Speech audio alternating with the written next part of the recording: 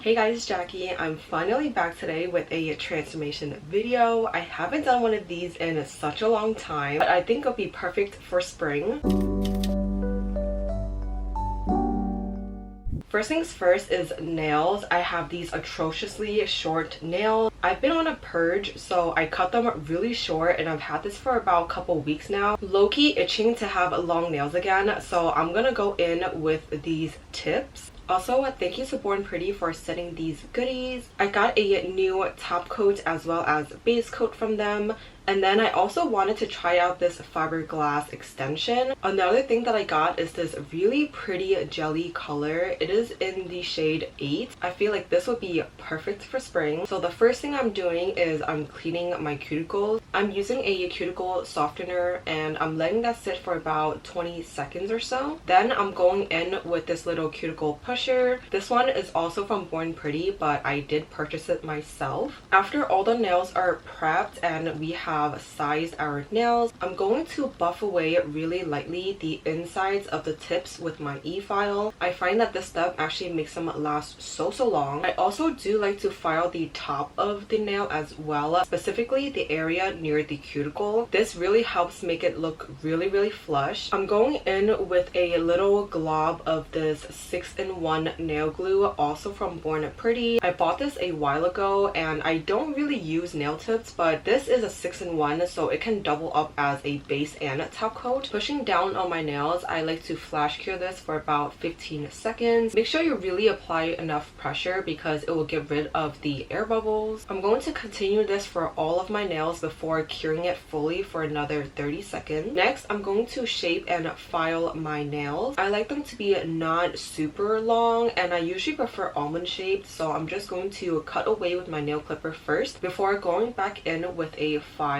Honestly, cutting it down first makes it so much easier to file. You can get the almond shape really quickly. Now, after all of the filing and buffing is done, I'm going to go in with this base coat. This is a new one that I got from Born Pretty and I actually like that it is a little thicker. It is thick enough for you to go in to fill any crevices if you need to. After curing the base coat, I'm going in with the first coat of this milky jelly color. The best way to describe this color is kind of like a mauvey brown. I'm first going in with a really light coat. If you really want it to look jelly-like, you need to go in with a thinner coat. I'm going to repeat this for the second coat. Again, I'm going in really light-handedly. After all the nails are done, I'm going to use the super top coat. I feel like this top coat is also a little on the thicker side. No complaints though, it ends up looking really shiny. Now, it's not a set of Jackie's nails if I don't have some type of charm, so I'm going in with a little cute heart charm. I got a pack of these and they do come clear,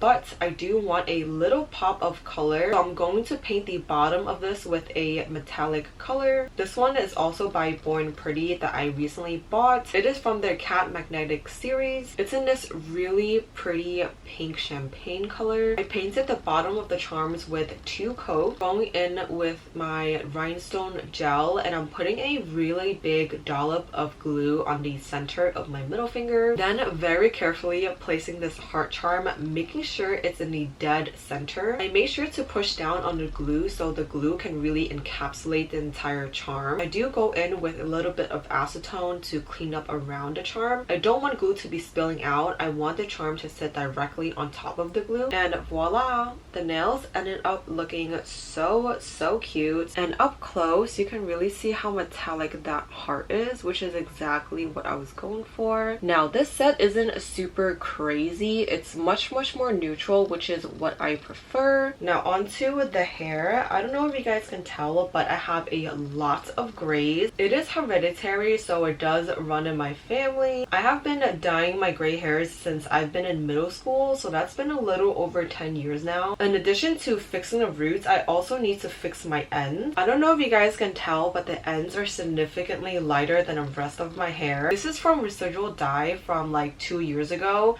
I've been slowly growing it out, but it does bother me that it's significantly lighter, so I'm gonna go in with this hair dye. I actually got this from the beauty store not too long ago. I have it in the shade 106 Mahogany. It is semi-permanent, so it does wash out pretty quickly, which is why I need to do a touch-up like once a month. Okay guys, so we're in my bathroom. Excuse the rashes happening on my face. I don't know what's going on, but it's not an intended cameo. I'm going to start off with the ends of my hair first because I want to let it process a little longer. Going in with the Adore 106 Mahogany color, I grabbed 2 bottles because this one is almost empty. So what I'll do is I'll put a little bit of conditioner into the sauce dish, and then I'm going to just mix in my dye.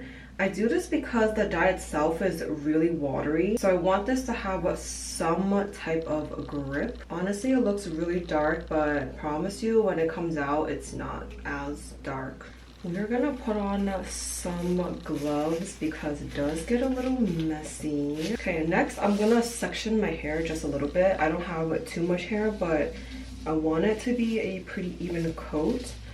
So I'm just gonna do like half, and I'm gonna clip it. Also gonna brush through really quickly. We're gonna do the mixer. You see what I mean? Like the dye itself is super watery, so mixing it in with a little bit of conditioner definitely helps to give it a better consistency.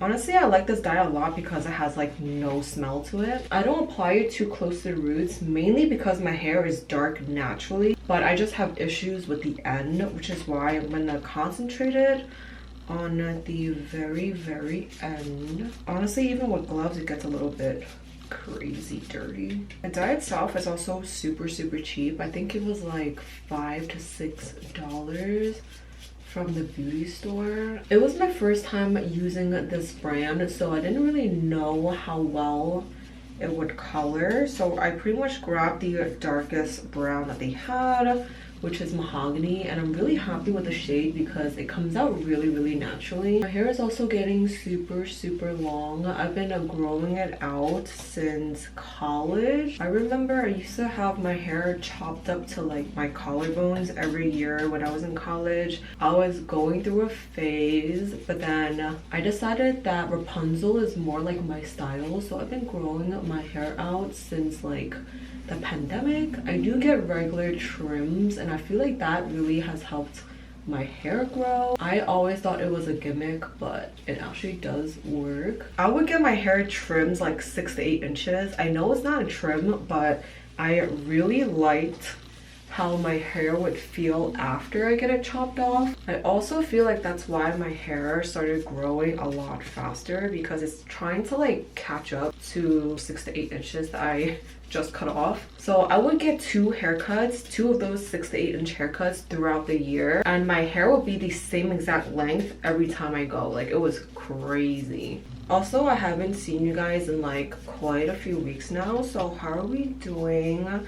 I took a little bit of time off to really like focus on myself. I feel like I was burning myself out with the whole posting schedule on YouTube, which I know isn't a lot. I know a lot of people post more than like once a week, but as like a full-time girly with other shit to do, I just really couldn't find the mental capacity nor the time to do it. So I'm sorry guys for missing out, but I'm back and better than ever. Don't really know what specifically, but I was just so stressed out about like everything that was happening in my life. My best friend actually had the good idea to have a few weeks off. I was against it, but he really like got through to me, and he was like, yo, you're burned out, you're not gonna like the content that you're gonna be putting out when you're burned out, so let's just take a couple weeks to chill out, realign yourself. And I'm happy I actually did that because I got to enjoy a lot of things in those 3 weeks. It was also like Chinese New Year and stuff like that, so there was a lot of festivities going on along with my mom's birthday and my dad's birthday. So there was just a lot of things that were going on, and like I just wanted to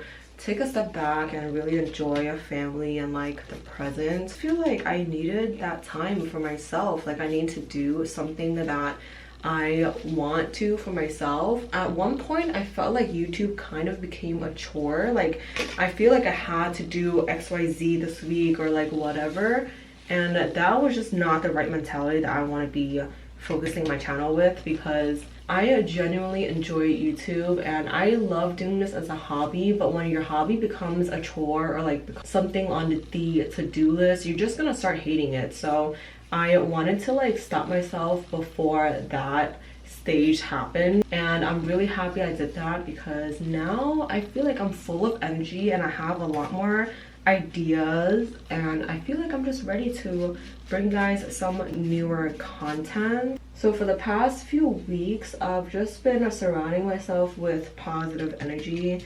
I have been reaching out to some people that I haven't seen in a while, and we just vibe, you know? Like, you know, those are like the type of friendships that I want, like the low maintenance ones where even though you haven't seen each other in like stupid long, it doesn't feel any different. I kind of made it a habit to see each other like once a week, which is a lot, especially for me. Like my social clock is not the best, so I do get tired out really easily, but I find myself looking forward to these adventures every week, and that's how I knew that it was a good circle. Like I didn't feel burnt out. I really enjoyed our time together. I haven't told her this, but I actually really enjoy our time together, especially with her fiance too. Like I have always wanted my significant other and like my best friend's significant other to get along.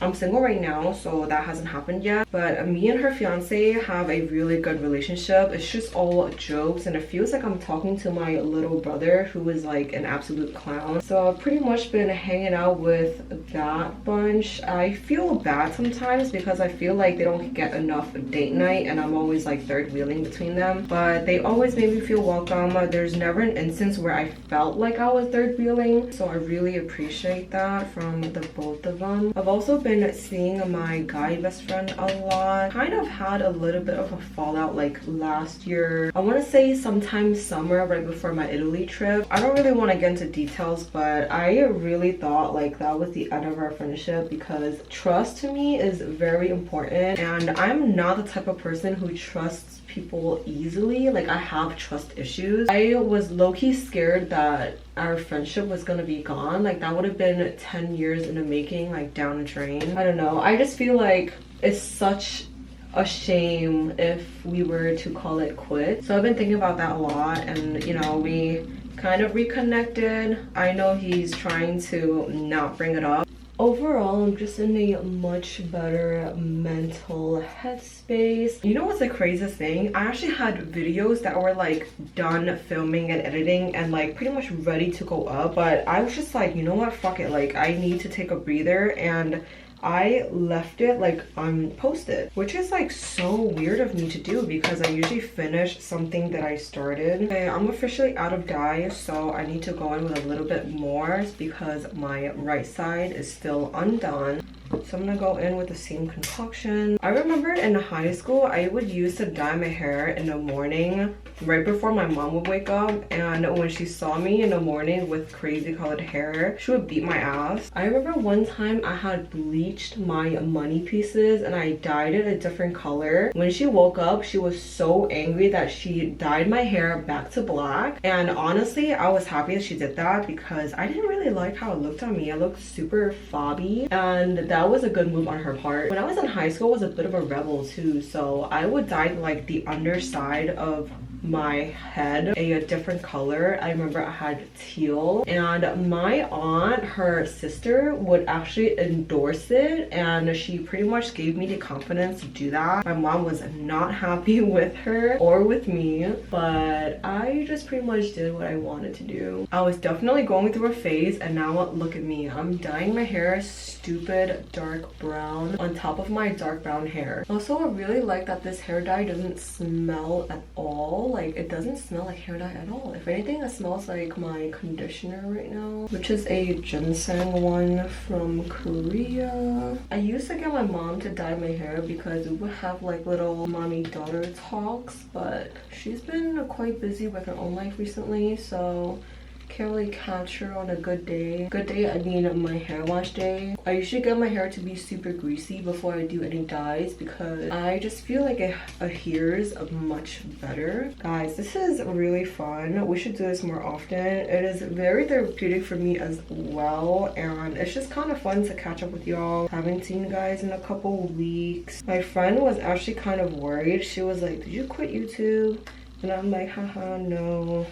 Just really having a mental few weeks. Also, you know what's so ironic? This year, for the first year, I actually did a mood board and I put it as my wallpaper because I really wanted to manifest certain things. And one of the things that I really wanted to manifest was traveling more. And by the way it's projecting right now, I don't think I'll be traveling a whole lot compared to last year. Definitely, I'm cooling it down. I think I might just do like one big trip instead of little multiple ones. Because last year my travel schedule was all over the place and it was low-key stressing me out because I felt like every other month I was going somewhere, especially towards the last quarter of the year. I feel like that really stressed me out. But you guys really like my travel vlogs and I also love traveling a lot. It's just that this year I don't think I would have the mental capacity to do that again. I would love to go somewhere tropical again. Like, that's definitely my go-to. I like feeling tan,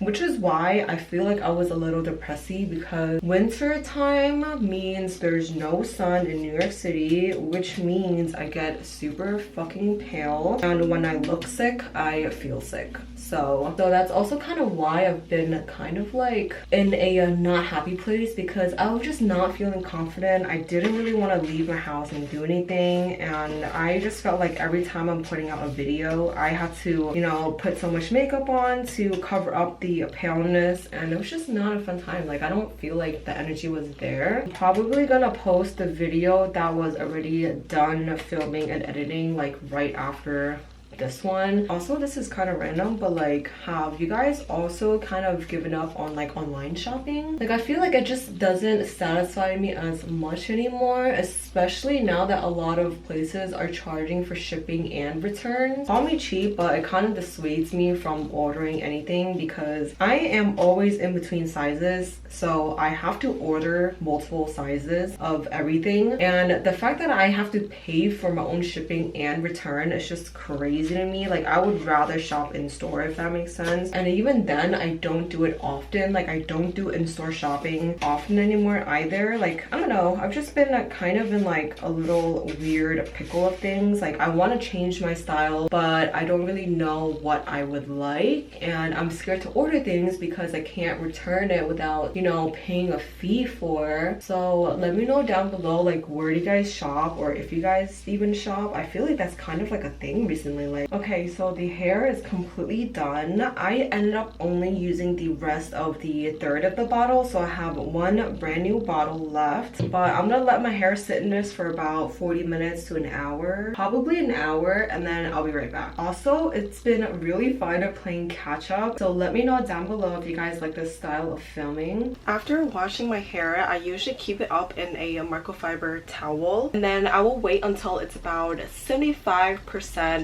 dry before I go in with my Dyson Airwrap. I like to detangle my hair first before going in with this heat protectant. This one is from Tresemme and I've been using this one for years now. It just smells so good. I'm going to brush through my hair again to evenly distribute the product. Then I'm separating my hair into two sections, left and right. Because my hair is still a little too damp, I'm going in with a round brush to kind of just brush through everything and dry it a little bit more. Then I'm going to grab the curling barrel. I prefer to go in smaller sections because I have the OG wand, which is significantly smaller. So going in with smaller sections really help my hair curl around it. About 10 seconds or so, I'm going to put it into cool and flash cool it, and voila, look at how cute the curl is. Because my hair is rather fine and thin, I like to curl my hair towards my face rather than away. This is because it looks like it has a lot of volume from the back, which is what I prefer. I also find that these curls last way longer, especially day 2 and 3 hair. It still looks so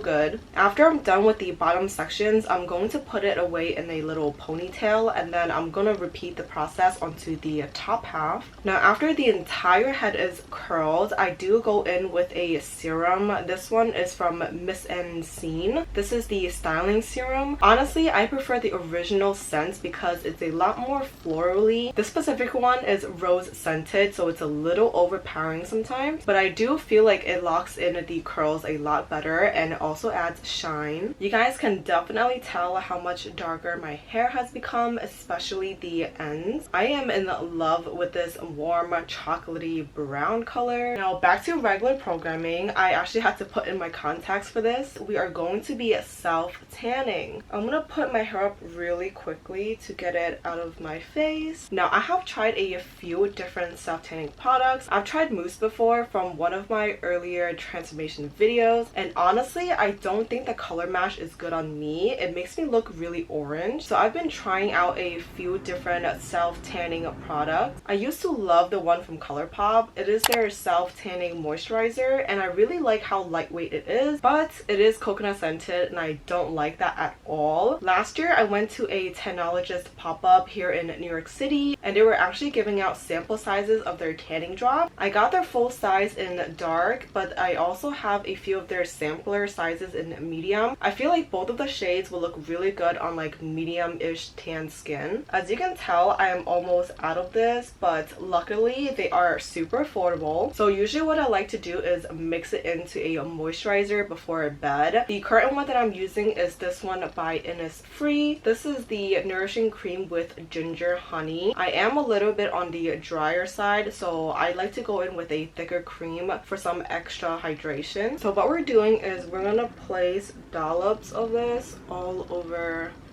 the face. Now I'm going in directly with the drops. I like to put a drop right next to the cream.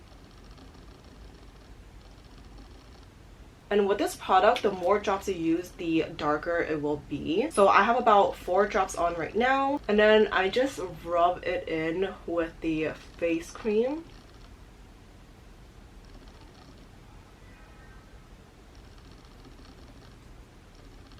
The drops also thin out the cream, so don't be afraid to go in with a thicker cream because it does get watered down. I made the mistake of not blending it into my forehead, so a few times you could definitely tell that I did self-tanner on, which is super embarrassing. So just really rub it in to the crevices.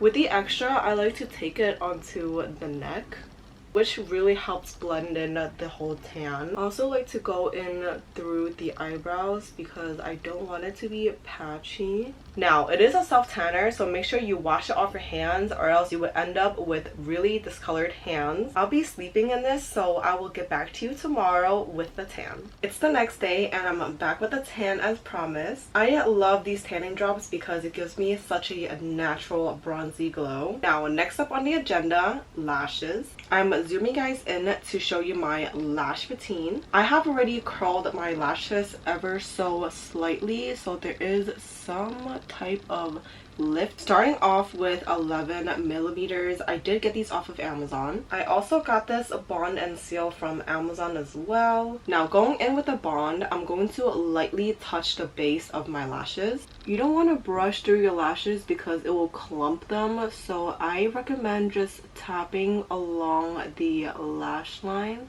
inner corners as well.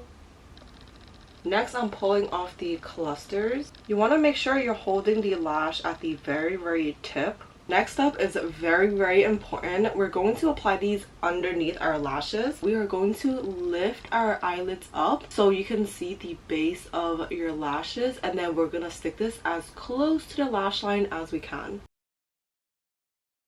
You can barely see it, but it's right there. I'm going to go in with another cluster of 11s. Now I'm going to go in with 10 millimeters.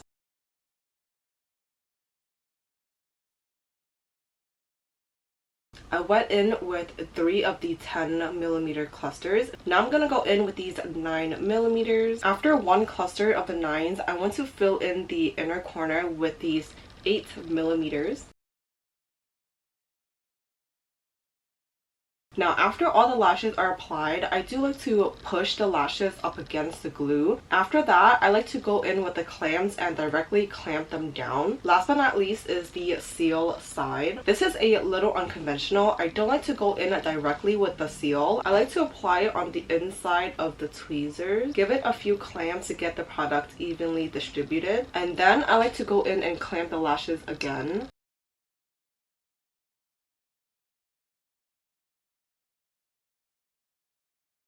I find that when you do it this way, you don't get weird glue stains. The bottom is clear, but it does dry a little whitish, so it is very obvious if you apply it too much. Now, time for makeup. I already prepped my under eye area with an eye cream. I use the Coster X Snail Mucin one. Then I'm going in with this Glow Recipe Watermelon Dewdrops. I love this stuff so much. It's not advertised as a makeup primer, but I love using this as one. Next, I'm going in with my Ride or Die concealer. It is the Tower 28 Serum Concealer. I have it in the shade MDR. I recently learned a new concealer hack, especially for round faces like mine. You don't want to draw out the regular triangle concealer like I always do. Instead, you really want to focus it in the inner corner like so. As I'm letting the concealer sit, I'm gonna go in with my contour. I have been loving this Shop Miss A little stick. I have raved about this in a ton of my videos. A new contour trick that I learned is to contour underneath the cheekbone, which is so weird because I usually focus my contour like right in this section. But the hack said to go right underneath and then kind of fill in this area by the jaw. Then I'm going in with a really dense angled brush. I love this cream contour because it blends in really nicely and seamlessly. I like to drag the excess a little bit higher. You see how it almost completely disappears into the skin? I love that. Now I'm gonna dampen my sponge with some setting spray. My current favorite is this one by F.A.Q. It is the Stay All Night Microfine Setting Mist. As you can tell, it's on its last leg, but I always have one spare in my drawer. I'm going to spray the face as well. Now I'm just going to pat in my concealer. Then I'm going to take whatever's left on the sponge and I'm going to pat my nose. Then I'm going in with some translucent powder to really lightly set the face. A recent trick that I learned is to use minimal powder to avoid looking cakey. So what I'm going to do is I'm going to pour out a very little amount like this onto the cap. Then I'm going in with a super fluffy brush and I'm going to swirl it. And I'm going to dust off the excess. Now I'm going to go in very lightly over any areas where I feel like I'm too shiny in. And using whatever's left, I'm going to swipe underneath the eyes really quickly. Now, you see how that didn't completely mattify in my face? This is what we're going for because when you layer products on top of powder, it does get a lot more cakey. Now, for blush, I'm going in with this Patrick Ta one. This is in the shade She's Blushing. I'm going to apply this like how he recommends us to, going in with powder first. I'm going to be using a super fluffy brush and I'm going to dip right into that powder, tap off the excess, and I'm just going to brush it onto the apple. Honestly, this color is gorgeous. Next, I'm going into the cream part. I'm going to be using a angled brush. This brush isn't super dense, so it works really well with dispersing product. What I like to do is swirl off the excess on the back of my hand, and then I like to tap it into the powder. This gives me control of how pigmented I want it to be. Of course, you could always layer on if you wish. It is much harder to fix when you look like a clown, so I love applying it this way. Last item is lips. I have this mini Charlotte Tilbury lipstick. It is in the shade Pillow Talk 2 Medium. I love how lightweight it feels. The original is way too pink for me, and I feel like this shade is really flattering on a lot more skin tone. And voila, makeup is done. I feel like the contour does work, especially with the hair down. I feel like I do look a lot more slimmer down here. Let me know down below what you think of this hack. Do you think it works, or do you prefer the original way of contouring? Let me know. As always, everything that I've mentioned in this video will be linked down below as well. Again, thank you to Born Pretty for sending me some goodies. I also have a coupon code for you guys to save some extra coins. That's it for today's video. I hope you guys enjoyed, and I'll catch you in the next one.